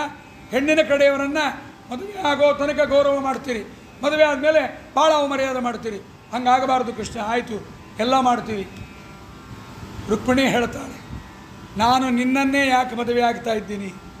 ರುಕ್ಮಿಣಿ ಹೇಳ್ತಾಳೆ, ಕೃಷ್ಣನನ್ನೇ ಯಾಕೆ ಮದುವೆ ಆಗಬೇಕು, ಶಿಶುಪಾಲನನ್ನು ಮದುವೆ ಆಗಬಾರ್ದಾ ಅಂದರೆ ರುಕ್ಮಿಣಿ ನೋಡಿದ್ಲಂತ, ಯಾರನ್ನು ಮದುವೆ ಆಗೋಣ ಅಂತ. ಸಾಲು ಸಾಲು ರಾಜರು ನಿಂತಿದ್ರಂತೆ, ಸಾಲು ಸಾಲು ಋಷಿಗಳು ನಿಂತಿದ್ರಂತೆ, ಸಾಲು ಸಾಲು ಗಂಧರ್ವರು, ಸಾಲು ಸಾಲು ಯಕ್ಷರು, ಮನುಷ್ಯರು ಎಲ್ಲರೂ ನಿಂತಿದ್ದಾರೆ. ರುಕ್ಮಿಣಿ ನೋಡ್ತಾಳೆ, ಮೊದಲು ನೋಡಿದ್ದು ಋಷಿಗಳನ್ನು. ನಮ್ಮ ದೂರ್ವಾಸರು ನಿಂತಿದ್ರಂತೆ ಫಸ್ಟ್ ಕ್ಯಾಂಡಿಡೇಟ್. ರುಕ್ಮಿಣಿ ಅಂದ್ಲು, ಯಾರನ್ನು ಮದುವೆ ಆದರೂ ಆಗ್ಬೋದು, ಸಿಡುಕ ಗಂಡನ್ನು ಮಾತ್ರ ಆಗಬಾರ್ದು. ಗಂಡ ಸಿಡುಕ ಅಂತ ಮದುವೆ ಆದಮೇಲೆ ಗೊತ್ತಾದರೆ ಕೀಪ್ ಇಟ್ ಅಪ್, ಏನು ಮಾಡೋಕ್ಕಾಗಲ್ಲ, ಇನ್ನು ಅನುಸರಿಸ್ಕೊಂಡು ಹೋಗಬೇಕು. ಗೊತ್ತಾಗಲಿಲ್ಲ ಅಂತ ಅದಕ್ಕೆ ಮದುವೆ ಆದ ಮೇಲೆ ಹುಡುಗಿ ಅಮ್ಮನ ಮನೆಗೆ ಬರ್ತಾಳೆ. ಬಂದು ಅಮ್ಮ ಮಗಳ ಖಾಸಾ ಕೋಣೆ, ಅಡುಗೆ ಮನೆ, ಬೆಡ್ರೂಮಲ್ಲ, ಖಾಸಾ ಕೋಣೆಯಲ್ಲಿ ಕೂತ್ಕೊಂಡು ಅಮ್ಮ ಮಗಳು, ಏನಮ್ಮ ಹೇಗಿದೆಯಾ, ಗಂಡ ಚೆನ್ನಾಗಿದ್ದಾನ, ಅತ್ತೆ ಮಾವ ಯೋಗ್ಯರ ಅಂತ ಅಳ್ಳಿಕ್ಕೆ ಶುರು ಮಾಡಿಬಿಡ್ತಾಳೆ. ಅವಳು ಅಳ್ಳಿಕ್ಕೆ ಶುರು ಮಾಡಿದ ಕೂಡಲೇ ತಾಯಿ ಕೇಳ್ತಾಳೆ, ಯಾಕಮ್ಮ? ಇಲ್ಲಮ್ಮ, ನಾವು ಎಕ್ಸ್ಪೆಕ್ಟ್ ಮಾಡಿದ ರೀತಿಯಲ್ಲಿ ಅವರಿಲ್ಲ, ನಂಗೆ ಗೊತ್ತು ಇಲ್ಲ ಅಂತ. ನಿಮ್ಮಪ್ಪ ಕೋತಿ, ಇಂಥದ್ದೇ ಏನಾರು ಕೆಲಸ ಮಾಡ್ತಾನೆ, ಏನು ಮಾಡೋದಮ್ಮ? ನಿಮ್ಮ ಅಪ್ಪನ ಕಟ್ಕೊಂಡು 30 ವರ್ಷ ನಾನು ಬಾಳಲಿಲ್ವಾ? ನೀನು ಕೀಪಿಟಪ್, ಏನು ಮಾಡಲಿಕ್ಕಾಗಲ್ಲ. ನೋಡ್ರಿ, ನೀವು ಪ್ರಪಂಚದಲ್ಲಿ ಎಲ್ಲ ಹೆಂಗಸರನ್ನು ಒಪ್ಪಿಟ್ಕೊಂಡು ಬರ್ತಾರೆ. ನಮ್ಮ ಮಗಳಾಗಿದ್ದಕ್ಕೆ ಬದುಕಿದ್ದಾಳ್ರಿ, ಬೇರೆಯವಳಾಗಿದ್ದರೆ ಎಣ್ಣೆ ಹಾಕ್ಕೊಂಡು ಹೋಗ್ಬಿಡ್ತಿದ್ವಿ. ಅವರಮ್ಮ ಹೇಳಿರ್ತಾಳೆ, ನನ್ನ ಮಗಳಾಗಿದ್ದಕ್ಕೆ ಬದುಕಿದ್ದಾಳೆ. ನಾವು ಗಂಡಸರು ಎಲ್ಲರೂ ಹೇಳ್ಕೊಂಡು ಬರ್ತೀವ, ನನ್ನ ಮಗ ಆಗಿದ್ದಕ್ಕೆ ಹೇಗ್ತಾ ಇದ್ದಾನೆ, ನನ್ನ ಅಳಿಯ ಇಲ್ಲ. ನಾವು ಗಂಡಸರು ತುಂಬ ಆದರೆ ಹೇಳ್ತಾರೆ ಹೆಂಗಸರು ಸಹನಶೀಲಿ ಅಂತ. ಖಂಡಿತ ಅಲ್ಲ, ನಾವೇ ಸಹನಶೀಲಿಗಳು. ನಮ್ಮಂಥ ಸಹನಶೀಲಿಗಳು ಯಾರೂ ಇಲ್ಲ. ಯಾಕೆಂದರೆ ನೋಡ್ರಿ, ಯಾರ್ಯಾರು ಸೇರಿದಾಗ ಹೆಂಗಸರು ನಮ್ಮನ್ನೇ ಬೈತಾರ್ರಿ, ಗಂಡಸರನ್ನೇ ಬೈಯೋದು ಹೆಂಗಸರು. ನಮ್ಮ ಅಳಿಯ ಪ್ರಯೋಜನ ಇಲ್ಲರಿ, ನಮ್ಮ ಮಗಳಾಗಿದ್ದಕ್ಕೆ ಏನೋ ಬದುಕು ಮಾಡ್ಕೊಂಡು ಹೋಗಿದ್ದಾಳೆ, ಇನ್ನೇನು ಮಾಡ್ತಿದ್ಲು ಬೇರೆ. ಅದಕ್ಕೆ ರುಕ್ಮಿಣಿ ಹೇಳ್ತಾಳೆ, ನಾನು ದೂರ್ವಾಸರನ್ನು ಮದುವೆ ಆಗೋದಿಲ್ಲ, ಯಾಕೆಂದರೆ ಕೋಪಿಷ್ಟ ಅಂತ ಮೊದಲೇ ಪ್ರಸಿದ್ಧಿ, ಸರ್ಟಿಫಿಕೇಟಲ್ಲಿ ಬಂದ್ಬಿಟ್ಟಿದೆ. ಇನ್ನು ಎರಡನೇದ್ದು ನೋಡ್ತಾಳೆ, ಸೂರ್ಯನನ್ನು ಮದುವೆ ಆಗೋಣ ಅಂತ ನೋಡ್ತಾಳೆ. ಸುಡುತ್ತಾನೆ ಸೂರ್ಯ, ಪ್ರಯೋಜನ ಇಲ್ಲ. ಚಂದ್ರನನ್ನು ಮದುವೆ ಆಗೋಣ ಅಂದರೆ ಈ ಚಂದ್ರ 15 ದಿವಸ ಆರೋಗ್ಯವಾಗಿರ್ತಾನೆ, 16ನೇ ದಿವಸ ಆಸ್ಪತ್ರೆಗೆ ಅಡ್ಮಿಟ್ ಆಗ್ತಾನೆ, ಅಮಾವಾಸ್ಯೆ ದಿವಸ ಎಲ್ಲಿರ್ತಾನೋ ಗೊತ್ತಿಲ್ಲ. ಆದ್ದರಿಂದ ಚಂದ್ರ ಬೇಡ. ಆಮೇಲೆ ನೋಡ್ತಾಳೆ, ಪುರೋಹಿತರನ್ನ ಮದುವೆ ಆಗೋಣ. ಬೃಹಸ್ಪತ್ಯಾಚಾರ್ಯರು, ಶುಕ್ರಾಚಾರ್ಯರು ಒಳ್ಳೆ ಪುರೋಹಿತರು, ಲ್ಯಾಂಬೋರ್ಗನಿ ಕಾರುಗಳು 20 ಕಾರು ಅವ್ರ ಮನೆಯಲ್ಲಿ, ಒಳ್ಳೆ ಪುರೋಹಿತರು. ಆವಾಗ ಅವಳಂತಾಳೆ, ಈ ಪುರೋಹಿತರನ್ನ ಮದುವೆ ಆದರೆ ಅವರು ಪೌರೋಹಿತ್ಯ ಮಾಡಿಸಿ ಅಕ್ಕಿ ತರ್ತಾರೆ, ಅದು ಬಣ್ಣ ಬಣ್ಣದ ಮಂತ್ರಾಕ್ಷತೆ ಸೇರಿರುತ್ತೆ. ಅದರಲ್ಲಿ ಒಂದೊಂದು ಮಠದವರ ಮನೆಯಲ್ಲಿ ಒಂದೊಂದು ಕಲರ್ ಅಕ್ಕಿ, ಅದನ್ನು ತಂದು ನಾನೇನಾರು ತೊಳೆದು ಅನ್ನ ಮಾಡಿದರೆ ಗೃಹ ಪ್ರವೇಶದ ದಿವಸ ಮನೆ ಮುಂದಿಟ್ಟಿರ್ತಾರಲ್ಲ, ಕಲರ್ಫುಲ್ ರೈಸ್, ವಿಬ್ಗಯಾರ್. ಆದ್ದರಿಂದ ಈ ಪುರೋಹಿತರು ತರ್ತಾರೆ ತೆಂಗಿನಕಾಯಿ. ಅವನ ಅಂಗಡಿಗೆ ಹೋದ್ರೆ ಕೇಳ್ತಾನೆ, ಏನು ಸರ್ ಮನೇಲಿ ಪವಮಾನ ಹೋಮನ? ಹೌದು. ಹಾಗಾದ್ರೆ 20 ರೂಪಾಯಿಗೆ 5 ತೆಂಗಿನಕಾಯಿ, 20 ರೂಪಾಯಿಗೆ 5 ತೆಂಗಿನಕಾಯಿ. ಅದು ಕಲಶದ ಒಳಗೆ ಹೋಗ್ತಿರುತ್ತದೆ. ಆ ಕಲಶದ ಒಳಗೆ ಹೋಗುವ ಆ ತೆಂಗಿನಕಾಯಿ ಅವನು ತಂದ್ರೆ ಅದಕ್ಕೆ ಸ್ಪೆಷಲ್ ತುರಿಯೋಮಣನೇ ತರಬೇಕಾಗತ್ತೆ. ಇನ್ನು ಕೊಡ್ತಾರೆ ಕುಬಸದ ಕಣ, ಶಲ್ಯದ ಪೀಸು, ಮಕ್ಕಳಿಗೆ ಕಾಚ ಕೂಡ ಆಗಲ್ಲ, ಅವು ಹಾಗೇ ರೊಟೀನ್ ಆಗ್ತಾ ಇರ್ತವೆ. ಇನ್ನು ಆ ಕಲಶದ ಮೇಲೆ ಹೊಚ್ಚಿದ ಸೀರೆ ಹೆಂಡತಿಗೆ ಅಂತಾರೆ, ಏನು ಮಾಡೋದು, ದೇವ್ರು ಕೊಟ್ಟಿದ್ದು ಹುಟ್ಕೋ, ಒಂದು ದಿವಸ ಬೇರೆದು ಕೊಡಿಸಲ್ಲ ಆ ಗಂಡ. ಆದ್ದರಿಂದ ಕೆಲವರು ತಲೆಯೂರಿ ತಪವಾಗೈದಿದ್ದರು. ವಾದರಾಜರು ಹೇಳ್ತಾರೆ, ನೀವೆಲ್ಲ ಅದು ಪಾರಾಯಣ ಮಾಡಬೇಕು, ಲಕ್ಷ್ಮೀ ಶೋಭಾನೆ ಭಾಳ ಮಂಗಳದಾಯಕ. ಕೆಲವರು ತಲೆಯೂರಿ ತಪವಾಗೈದಿದ್ದರು, ಸಲ್ಲದ ಪೌರೋಹಿತ್ಯಕ್ಕೊಳಗಾದರು. ಒಳ್ಳೆ ತಪಸ್ಸಿದೆ, ಆದರೆ ಪೌರೋಹಿತ್ಯ ಮಾಡಿಸಿದ್ರು, ಪುರೋಹಿತರ ಹೆಂಡತಿ ಆಗಲ್ಲ ಅಂತಾಳೆ. ಅದಾದಮೇಲೆ ಮುಂದೆ ಬರ್ತಾಳೆ, ಯಮರಾಜ ನಿಂತಿರ್ತಾನೆ. ಅವಳಂದು ಇದು ಪೊಲೀಸ್ ಡಿಪಾರ್ಟ್ಮೆಂಟು, ಅಲ್ಲಿ ಒದ್ದಂಗೆ ಇಲ್ಲೂ ಒದ್ರ ಗತಿ ಏನು, ಅದರಿಂದ ಯಮರಾಜ ಬೇಡ ಅಂತಾಳೆ. ಮುಂದೆ ಬರ್ತಾಳೆ, ಇಂದ್ರದೇವರನ್ನು ನೋಡ್ತಾಳೆ. ಇಂದ್ರನನ್ನು ನೋಡಿದರೆ ಇಂದ್ರ ಯಾವಾಗಲೂ ಈ ಪಾರ್ಟಿಯಿಂದ ಆ ಪಾರ್ಟಿ, ಆ ಪಾರ್ಟಿಯಿಂದ ಈ ಪಾರ್ಟಿ, ಅಲ್ಲಿಗೆ ಸೂಟ್ ಕೇಸು, ಅಲ್ಲಿ ರೆಸಾರ್ಟು, ಇದೇ ಕೆಲಸದಲ್ಲೇ ಇರ್ತಾನೆ. ಇಂದ್ರ ಬೇಡ ಅಂತಾಳೆ. ಹೀಗೆ ಒಬ್ಬೊಬ್ಬರನ್ನ ನೋಡ್ತಾಳೆ. ಬ್ರಹ್ಮದೇವರನ್ನು ನೋಡ್ತಾಳೆ, 4 ತಲೆ, ಮುದುಕ. ಯಾರನ್ನು ಮದುವೆ ಆದರೂ ಆಗ್ಬೋದು, ಮುದುಕರನ್ನ ಮಾತ್ರ ಮದುವೆ ಆಗಬಾರ್ದು. ಯಾಕೆಂದರೆ ಕೆಮ್ಮು ಹತ್ತು ಬಿಡುತ್ತೆ, ಬೆನ್ನುಗುದ್ದು ಅಂತಾನೆ, ಭಾಳ ಶ್ರಮ. ಚಳಿ ಕಣೆ, ಮಳೆ ಬರ್ತಾ ಇದೆ, ಚಕ್ಲಿ ಮಾಡಿಕೊಡು ಅಂತಾನೆ. ಪಾಪ ಗಂಡ ಅಪೇಕ್ಷೆ ಪಡ್ತಾನೆ ಅಂತ ಒಳ್ಳೆ ಚಕ್ಲಿ ಕೋಡುಬಳೆ ಮಾಡಿ ತಂದಿಟ್ರೆ, ಅಲ್ಲಿಲ್ಲ ಗೊತ್ತಿಲ್ವಾ, ಮಿಕ್ಸಿಗೆ ಹಾಕು ಅಂತಾನೆ. ಚಕ್ಲಿ ಕೋಡುಬಳೆ ಮಾಡಿ ಮಿಕ್ಸಿಗೆ ಹಾಕಿ ತಂದಿಟ್ರೆ ಮೊಸರು ಹಾಕು ತಿನ್ನಲಿಕ್ಕಾಗಲ್ಲ. ಹೆಂಡತಿ ಅಂದ್ಲು, ಹಿಟ್ಟಿಗೆ ಮೊಸರು ಹಾಕಿ ಕೊಡ್ತಿದ್ನಲ್ಲ ಮೊದಲಿಗೆ, ಆ ಹಿಟ್ಟನ್ನು ಕಲಸಿ ಅದನ್ನು ಚಕ್ಲಿ ಮಾಡಿ ಕೋಡುಬಳೆ ಮಾಡಿ. ಯಾಕೆ ಅದಕ್ಕೆ ಮುದುಕರು ಬೇಡ, ಅದು 4 ತಲೆ ಬೇರೆ ಇವನಿಗೆ. ಒಂದಕ್ಕೆ ಕಾಲ್ಗೇಟು, ಇನ್ನೊಂದಕ್ಕೆ ಬಿನಾಕ, ಇನ್ನೊಂದಕ್ಕೆ ಫ್ಲೋರೈಡು. ಹಲ್ಲುಚ್ಕೊಂಡು ಹೊರಗೆ ಬರೋಷ್ಟೊತ್ತಿಗೆ ಲೇಟ್ ಆಗಿಬಿಡುತ್ತೆ. ಇನ್ನು ವಾಯುದೇವರನ್ನು ಮದುವೆ ಆಗೋಣ ಅಂದರೆ ಅವನು ಎಲ್ಲರ ಮನೇಲಿ ಜಪ ಮಾಡ್ತಾ ಇರ್ತಾನೆ, ಹಂಸಮಂತ್ರ ಜಪ. ಹೀಗೆ ಮುಂದೆ ಬಂದಲು, ರಾಜರನ್ನು ಮದುವೆ ಆಗೋಣ, ರಾಜರು ಒಳ್ಳೆ ಚೆನ್ನಾಗಿರ್ತಾರೆ, ಒಳ್ಳೆ ಶ್ರೀಮಂತಿಗೆ, ರಾಜರನ್ನು ಮದುವೆ ಆಗೋಣ ಅಂದರೆ ಯಾವಾಗ ಯುದ್ಧ ಆಗತ್ತೋ ಯಾವತ್ತು ಸಾಯ್ತಾರೋ ಗೊತ್ತಿಲ್ಲ, ಬೇಡ. ಕೊನೆಗೆ ವೈದಿಕ ಬ್ರಾಹ್ಮಣರು ಪುರಾಣ ಪೌರೋಹಿತ್ಯ ಮಾಡಿಸೋ ಯಾರು ಬ್ರಾಹ್ಮಣರನ್ನ ಮದುವೆ ಆಗೋಣ ಅಂದರೆ ಒಳ್ಳೆ ಪಂಚೆ ಬಿಡೋದೇ ಇಲ್ಲ, ಡೈಲಿ ಫೇಸ್ ಶೇವಿಂಗ್ ಮಾಡ್ಕೊಬೋದೇ ಇಲ್ಲ. ಇವತ್ತು ದಶಮಿ, ಇವತ್ತು ಅಮಾವಾಸ್ಯ, ಇವತ್ತು ಏಕಾದಶಿ, ಇವತ್ತು ಮಾಡ್ಕೋಬಾರ್ದು ಅಂತ ಇಷ್ಟಿಡ್ದಪ್ಪ ಗಡ್ಡ. ಆ ತುಂಡು ಪಂಚೆ ಬದಲು ಬರ್ಮುಡ ಹಾಕ್ಕೊಂಡ್ರಾರು ವಾಸಿ. ಆ ಮಡಪಂಚೆ ಬರ್ಮುಡ ಎರಡೂ ಒಂದೇ ಜಾಗಕ್ಕೆ ಇರ್ತಾವೆ. ಬರ್ಮುಡ ಹಾಕ್ಕೊಂಡ್ರೆ ಗೌರವ, ಮಡಪಂಚೆ ಉಟ್ಕೊಂಡ್ರೆ ಕಡಿಮೆ. ಆದ್ದರಿಂದ ಈ ವೈದಿಕ ಬ್ರಾಹ್ಮಣರು ಬೇಡ. ಹೀಗೆ ವಿಚಾರ ಮಾಡಿ ರುಕ್ಮಿಣಿದೇವಿ ಹೇಳಿದ್ಲಂತೆ, ನನಗೆ ಗಂಡನಾಗುವವನಿಗೆ 3 ಗುಣ ಇರಬೇಕು. ನಿರ್ದೋಷನಾಗಿರಬೇಕು, ಭಕ್ತವತ್ಸರನಾಗಿರಬೇಕು, ಮೋಕ್ಷದಾತನಾಗಿರಬೇಕು. ಇದು 3 ಗುಣ ಯಾರಲ್ಲಿದೆ ಅಂತ ನೋಡಿದ್ಲು. ಎಲ್ಲರಲ್ಲಿ ಒಂದೊಂದು ಗುಣ ಇದೆ, ಅನೇಕ ದೋಷಗಳೇ ಇದೆ. ಆ ದೋಷಗಳನ್ನೇ ಹೇಳಿ ಲಕ್ಷ್ಮೀದೇವಿ ಇವರು ಯಾರೂ ಬೇಡ ಅಂತ ಪರಮಾತ್ಮನ ಕೊರಳಿಗೆ ಮಾಲೆಯನ್ನು ಹಾಕ್ತಾಳೆ. ಹೀಗೆ ರುಕ್ಮಿಣಿ ಕೃಷ್ಣರ ವಿವಾಹ ಮಹೋತ್ಸವ ಬಹಳ ಪರಮಾದ್ಭುತವಾಗಿ, ಪರಮ ಆನಂದಕರವಾಗಿ ಇವತ್ತಿಗೂ ನಾವು ದ್ವಾರಕಕ್ಕೆ ಹೋದಾಗ ನೋಡ್ಕೊಂಡ್ಬಂದ್ವಿ. ಕೃಷ್ಣನ ಮದುವೆ ಆಗಿದ್ದ ಜಾಗ ಅಂತ. ಬೇಡ, ನಮ್ಮ ಭಾರತೀಯರಿಗೆ ದೇವರು ಬೇಡ, ದಿಂಡರು ಬೇಡ, ತಾವು ಉಂಡು ಉಟ್ಟು ತಾವು ಮನೆ ಚೆನ್ನಾಗಿ ಕಟ್ಕೊಂಡ್ರೆ ಸಾಕು. ಬರೀ ಕಣ್ಕಪಟಗಳು ಗಲೀಜು ಮಾಡಿದ ಜಾಗ ಮಾಡಿಟ್ಟಿದ್ದಾರೆ. ಅದನ್ನು ಮೂಲಮಾಧವ ಜಾಗಗಳಲ್ಲೆಲ್ಲ ನೋಡ್ಕೊಂಡ್ಬಂದ್ವಿ ನಾವು, ತುಂಬ ಅಪೇಕ್ಷೆ ಪಟ್ಟು ನೋಡ್ಕೊಂಡು ಬಂದ್ವಿ. ಕೃಷ್ಣನ ಮದುವೆಯಾದ ಜಾಗ, ಲಗ್ನ ಪತ್ರಿಕೆಯಾದ ಜಾಗ, ಏನು ಯಾವುದು ಭಾವನೆಗಳೇ ಉಳಿದಿಲ್ಲ, ಆ ರೀತಿ ಮಾಡಿಟ್ಟಿದ್ದಾರೆ. ಕೃಷ್ಣನ ವಿವಾಹ ಮಹೋತ್ಸವ ಬಹಳ ಅದ್ಧೂರಿಯಾಗಿ ನಡೆದಿದೆ. ಅದಾದ ಮೇಲೆ ಪರಮಾತ್ಮ ಕೃಷ್ಣನ ಮದುವೆ, ರುಕ್ಮಿಣಿ ದೇವಿಯ ಮದುವೆ ಆದಮೇಲೆ ನರಕಾಸುರನ ವಧೆಯನ್ನು ಮಾಡ್ತಾನೆ. ನರಕಾಸುರ ಬೇರೆ ಯಾರೂ ಅಲ್ಲ, ವರಾಹರೂಪಿಯಾದ ಭಗವಂತನಿಗೆ ಭೂದೇವಿಯಲ್ಲಿ ಹುಟ್ಟಿದ ಮಗನೇ ಈ ನರಕಾಸುರ. ಆ ಭೂದೇವಿ ಅಂದರೆ ಸಾಕ್ಷಾತ್ ಲಕ್ಷ್ಮೀದೇವಿ ಅಲ್ಲ, ಲಕ್ಷ್ಮೀದೇವಿಯ ಆವೇಶ, ಭೂಮಿಗೆ ಅಭಿಮಾನಿಯವಳು. ಅಲ್ಲಿ ಶ್ರೇಷ್ಠವಾದ ನರಕಾಸುರ ಬಲವಂತ ಪ್ರಾಗ್ಜ್ಯೋತಿಷಪುರ ಎಂಬತಕ್ಕಂಥ ಪಟ್ಟಣವನ್ನು ಕಟ್ಟಿಕೊಂಡು ಅನೇಕ ಜನ ಸ್ತ್ರೀಯರನ್ನು ಬಂಧನ ಮಾಡಿಟ್ಟುಬಿಟ್ಟಿದ್ದ. ಆ ಸ್ತ್ರೀಯರನ್ನೆಲ್ಲ ತಾನೇ ಭೋಗ ಮಾಡಬೇಕು ಅಂತ ಆಗ ಪರಮಾತ್ಮ ಋಷಿಮುನಿಗಳೆಲ್ಲ ಪ್ರಾರ್ಥನೆ ಮಾಡಿದರು. ಪ್ರಾರ್ಥನೆ ಮಾಡಿದಾಗ ಅವರ ಪ್ರಾರ್ಥನೆಗೆ ಮಣಿದು ಪರಮಾತ್ಮ ತಾನೇನು ಮಾಡಿದ್ದಾನೆ, ಆ ಸ್ತ್ರೀಯರನ್ನೆಲ್ಲ ಬಂಧನದಿಂದ ಬಿಡಿಸಿದ. ಅವರೆಲ್ಲ ಕೇಳಿದರು, ನಿನ್ನ ರಾಮಾವತಾರದ ಕಥೆ ಜ್ಞಾಪಕ ಇಲ್ವಾ ಸ್ವಾಮಿ? 1 ವರ್ಷ ಸೀತೆ ರಾವಣನ ಮನೆಯಲ್ಲಿದ್ದದ್ದಕ್ಕೆ ಯಾವನೊಬ್ಬ ಅಯೋಗ್ಯ ಅಗಸ ತನ್ನ ಹೆಂಡತಿಯನ್ನು ಬೈದನಂತೆ. ನೀನು ಎಷ್ಟೋ ತಿಂಗಳು ನಿಮ್ಮ ಅಪ್ಪನ ಮನೆಯಲ್ಲಿದ್ದು ಬಂದು ನಿನ್ನನ್ನು ಸ್ವೀಕಾರ ಮಾಡಿಕೊಳ್ಳಲಿಕ್ಕೆ ನಾನು ರಾಮ ಅಲ್ಲ, ನಮಗೆ ಬೇಡ ಅಂತ. ಅದನ್ನು ಕೇಳಿ ರಾಮ ಸೀತೆಯನ್ನು ಬಿಟ್ಟ ಅನ್ನುವ ಕಥೆ. ಅದಕ್ಕೆ ಅವರೆಲ್ಲ ಹೇಳಿದರು, ಸ್ವಾಮಿ ನಮ್ಮ ಗತಿಯೇನು, ನಮ್ಮನ್ನು ಯಾರು ಮದುವೆ ಆಗಬೇಕು? ಕೃಷ್ಣ ಅಂದ, ಚಿಂತೆ ಮಾಡಬೇಡ್ರಿ, ನಾನೇ ಮದುವೆ ಆಗ್ತೀನಿ. ನೀವು ನಿರ್ದುಷ್ಟರಾಗಿದ್ದೀರಿ, ಎಲ್ಲರೂ ಅಗ್ನಿಪುತ್ರಾಹ ಮಹಾತ್ಮಾನಃ ತಪಸಾ ಸ್ತ್ರೀತ್ವಮಾಪಿರೇ.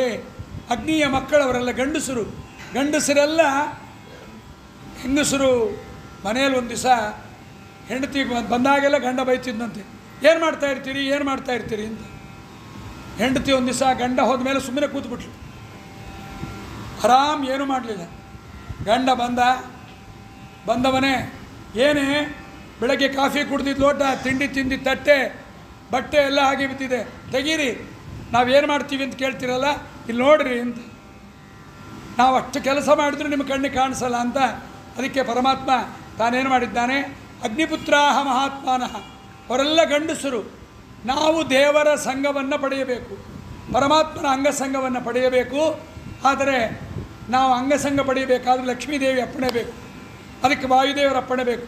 ಲಕ್ಷ್ಮೀ ಮತ್ತು ವಾಯುದೇವರ ಅಪ್ಪಣೆಯನ್ನು ಪಡೆದು ತಾವು ಪರಮಾತ್ಮನನ್ನು ಮದುವೆಯಾಗಿದ್ದಾರೆ.